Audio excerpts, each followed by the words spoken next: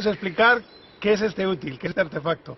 Es un artefacto prehistórico, los primeros indicios datan de hace unos 18.000 años. Este en concreto apareció en la cueva del Castillo, en Puente Viesgo, en Cantabria, y es una reproducción.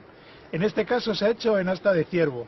¿Por qué? Porque predominaba esa especie. Si fuéramos a Francia, seguramente que estos tipos de artefactos los encontramos hechos en reno. ¿Cómo se hacía? Normalmente se utiliza el tallo, esa parte larga de la cuerna.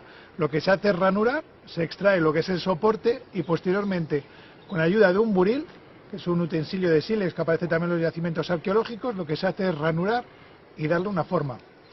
Este es muy sencillo, Lo único que tiene de decoración es esta parte de aquí, que la hemos marcado un poquito más en rojo, o justamente esta que tenemos en el reverso. En este caso, esta tiene una utilidad funcional, no se veía, no es decorativa. ¿Por qué? Porque el producto finalizado vendría enmangado con un ástil de madera. ¿Queréis verlo? Bueno, pues mirad, quedaría justamente como lo estáis viendo. En este caso, la punta, lo que os he enseñado antes, lo tenemos justamente ahí enmangado. Lo que tenéis es enmangado con tripa.